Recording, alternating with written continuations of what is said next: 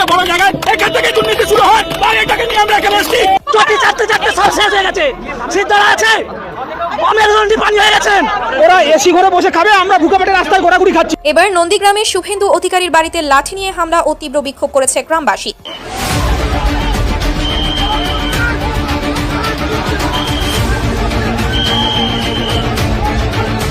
পরবর্তী খবরের দিকে বিজেপি নেতার বাড়িতে আগুন, বিজেপি নেতার বাড়ি এবং বাইকে আগুন লাগানোর অভিযোগ। মিথ্যে বলে ভোট নিয়েছে, চুরি করে ভোট তো পায়নি, ভোট নয়, একে ভোট বলে না, এটাকে চুরি। মোদিকে আমরা জানি মোদি ভোটচোর, আজকে চুরি প্রমাণ। হ্যাঁ, আর কোন মুখ্যমন্ত্রী সারা পৃথিবীতে কোন মুখ্যমন্ত্রীকে হাতে করে চুরির টাকা নিতে দেখা যায়নি, একমাত্র এই বাংলার মুখ্যমন্ত্রী শুভেন্দু অধিকারী যে হাতে করে টাকা।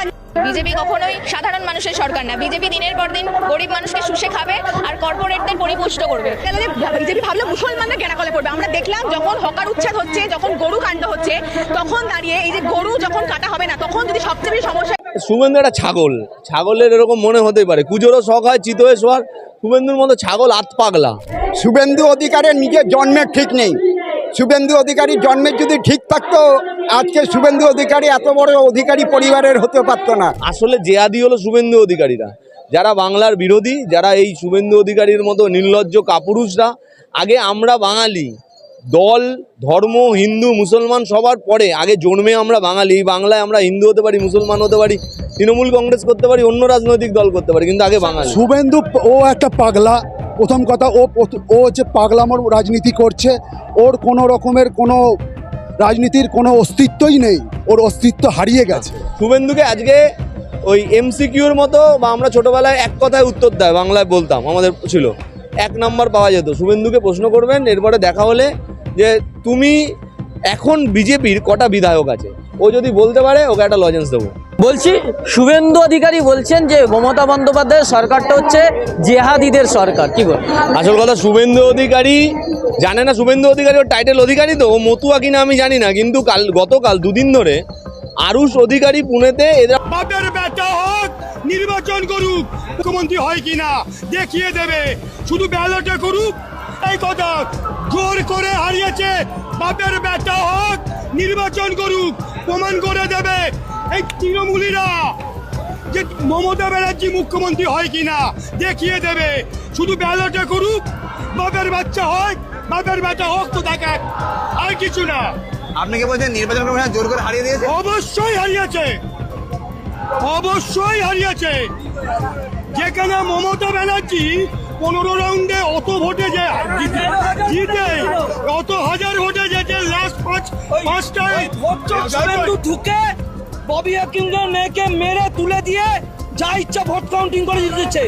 শুভেন্দু একটা ভোট চোর, ও সবচেয়ে কোন মুখ্যমন্ত্রীর জন্য ওর কাছে নারদার টাকা আছে।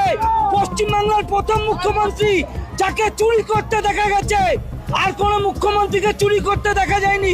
শুভেন্দুর মতন বড় চোর পশ্চিমবঙ্গে কেউ নেই। ও চুরি করে জিতেছে, ও চুরি করে নন্দীগ্রামেও জিতেছে, ভবানীপুরেও জিতেছে। গণতন্ত্রের হত্যাকারী শুভেন্দু অধিকারী হচ্ছে পশ্চিমবঙ্গের সবচেয়ে বড় চোর।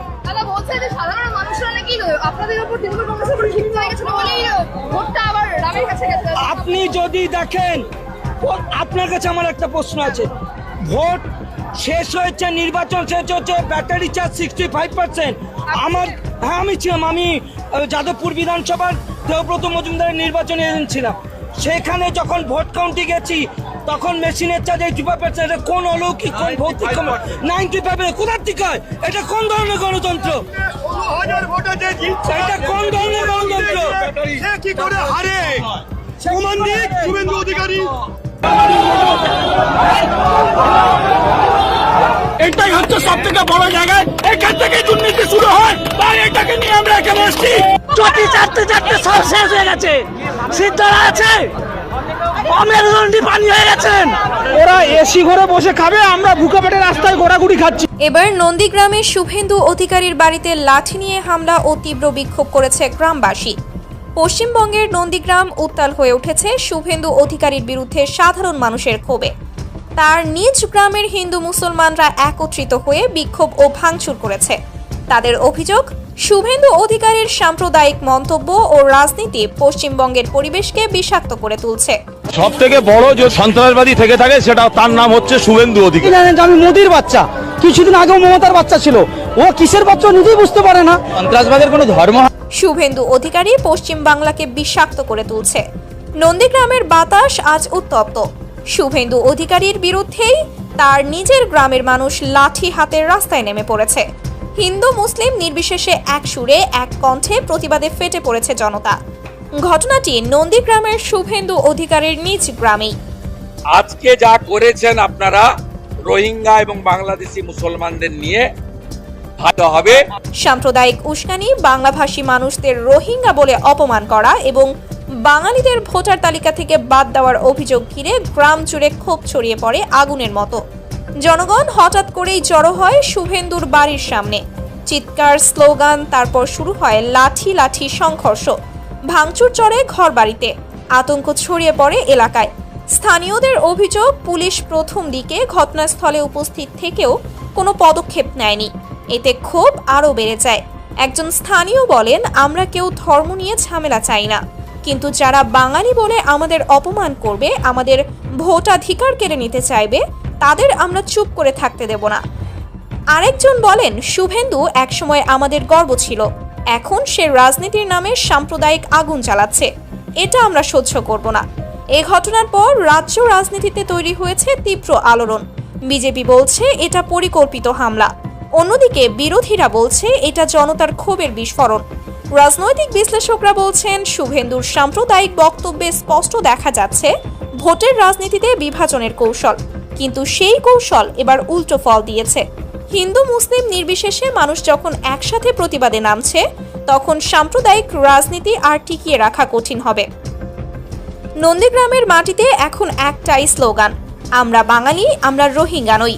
জনগণের এই ঐক্য কি শুভেন্দু অধিকারীর রাজনৈতিক ভবিষ্যতের জন্য শেষ ঘণ্টাবাজি? ভরসার এক মাস, পুষ্পার কারাবাস, ফলতা ত্রাস জাহাঙ্গীর, তার বাড়ি ভাঙচুর করা হচ্ছে। এই মুহূর্তে যে ছবি দেখতে পাচ্ছেন এক্সক্লুসিভলি নিউজ 18 বাংলায়, ফলতা ত্রাস জাহাঙ্গীর খান পুষ্পা বলে বলতেন, সেই পুষ্পা শেষমেশ পুলিশের জালে তাকে গ্রেফতার করা হয়েছে এবং তারপর রীতিমতো মুসলমানদের উপর অত্যাচার করবে এরকম একটা বিষয় নিয়ে যে বিজেপির মতামত বা বিজেপির মনোভাব, সেটা দেখা গেল যে আদতে ক্ষতিগ্রস্ত হলো হিন্দুরা। এই বিজেপি, আরএসএস, তৃণমূলের সবের বিকল্প এবং মেহনতি মানুষের পক্ষে দিকে দাঁড়ায় একমাত্র বামপন্থীরা। তাই বামপন্থী ছাড়া এই রাজ্যের ভবিষ্যতে কোনো বিকল্প নেই। এই বিজেপি বড় লোকের পার্টি, এই বিজেপি বড় লোকদের ভালোবাসে, এই বিজেপি কর্পোরেটদের ভালোবাসে, আর বরাবর গরিব মানুষদের ঘৃণা করে, হিন্দু মুসলিম নির্বিশেষে সবাইকে ঘৃণা করে। যখন হকার উচ্ছেদ হয়েছে আমরা দেখতে পাচ্ছি হাতে ঠাকুরের ছবি নিয়ে দাঁড়িয়ে আছেন, তিনি হিন্দু না, তিনি তো ধর্মে হিন্দু, তাহলে তার সাথে এরকম কেন হলো? কিন্তু কটা তৃণমূল, কটা টিএমসিপি, কটা এবিভিপি রাস্তায় নেমেছে হকারদের পাশে, আমাদের দেখতে হবে, সেগুলো নামেনি। তাই বিকল্প একমাত্র বামপন্থী, আর রাস্তার আন্দোলনই বিজয় ছিনিয়ে আনতে পারে, রাস্তার আন্দোলনই মানুষের ভবিষ্যৎকে সুনিশ্চিত করতে পারে। আমাদের 1 থেকে আমরা 100তে আমাদের সময় লাগবে না। এই তৃণমূল যে একটা দল হয়েছিল 15 বছরের রাজ্যে গুন্ডামি করেছে, তাদের অবস্থা যা হয়েছে আমরা দেখেছি। আমরা অবশ্যই আশাবাদী এই বিজেপি, আরএসএস, তৃণমূলের সবের বিকল্প এবং মেহনতি মানুষের পক্ষে দিকে দাঁড়ায় একমাত্র বামপন্থীরা। তাই বামপন্থী ছাড়া এই রাজ্যের ভবিষ্যতে কোনো বিকল্প নেই।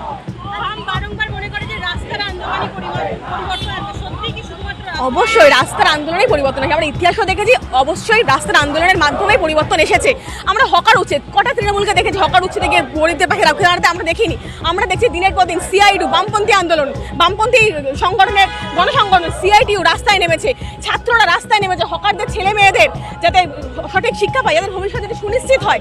কিন্তু কটা তৃণমূল, কটা টিএমসিপি, কটা এবিভিপি রাস্তায় নেমেছে হকারদের পাশে, আমাদের দেখতে হবে, সেগুলো নামেনি। তাই বিকল্প একমাত্র বামপন্থী, আর রাস্তার আন্দোলনই বিজয় ছিনিয়ে আনতে পারে, রাস্তার আন্দোলনই মানুষের ভবিষ্যৎকে সুনিশ্চিত করতে পারে।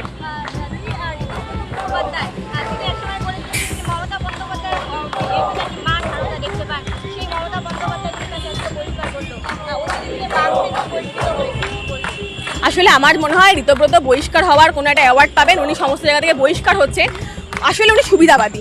উনি যখন বলেছিলেন যে মমতার মধ্যে মার্কসকে দেখতে পাচ্ছেন, আসলে উনি কিছুই দেখতে পান, উনিও সুবিধা দেখতে পেয়েছিলেন। এখন উনি হয়তো শ্রমিক ভট্টাচার্যের মধ্যে লেনিনকে দেখতে পাবেন, তো উনি কোথায় কি দেখতে পাবেন সেটা আমাদের দায় নয়। উনি সুবিধাবাদী, উনি যেখানে সুবিধা দেখতে পাবেন উনি সেখানে যাবেন। নতুন দল খুলবে, তৃণমূল নবতৃণমূল করবে, কি করবে। এর আগে বলেছিল নবতৃণমূল আসছে, অনেক আমরা ভোটের সময় শুনেছিলাম এটা তৃণমূলের নতুন ভার্সন। আসলে মনে ওরা চুরির ভার্সন করছে। তৃণমূল এতদিন চুরি করেছে, গুন্ডামি করেছে। এতদিন তৃণমূল যেভাবে গুন্ডামি করতো এখন হয়তো এটা নতুনভাবে গুন্ডামি করবে, সেই জন্য একটা দল করেছে। এবং সেই আমাদের দেখতে হবে যে দল খুলবে বলছে, আমরা জানি তৃণমূল বিজেপির সেটিং ছিল, আমার দেখতে হবে যে এই নব তৃণমূলের ক্ষেত্রে বিজেপির কি সেটিং আছে, কটা বিধায়ক কটা কি এদিক ওদিক করে সেটিং করে কি করবে। তাই নতুন দল খুলবে বলে আশাবাদী হওয়ার কিছু না। আমি আবারও বলছি, আশাবাদী হতে গেলে একমাত্র বিকল্প বামপন্থী। এই বিজেপি আগেও বলেছি বুলডোজার রাজনীতিতে বিশ্বাস করে। আমরা দেখেছি যে যখন এই রাজ্যে বিজেপি সরকার ছিল না, কেন্দ্রে ছিল, এবং যেখানে ডবল ইঞ্জিন সরকার ছিল সেখানে দাঁড়িয়ে বিজেপির যে স্ট্যান্ড পয়েন্ট, বিজেপির যে বুলডোজার রাজনীতি সেটা তখনও ছিল। এবং বিজেপি এখানে সরকার গঠনের পরে যেটা করলো, যে বিজেপি এখানে সরকার গঠনের পর